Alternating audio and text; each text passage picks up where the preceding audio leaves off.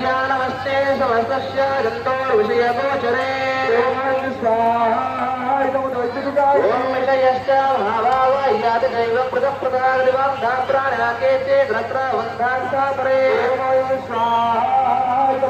ओम केन्द्रीवारत्र प्राणनश्चन्ददृष्टयः ज्ञाननोमनगासस्य जन्तो देवाहिनीवला ओमेतो हि ज्ञानं सर्वे वशवस्यमृतादयः ज्ञानं च तमज्ञानं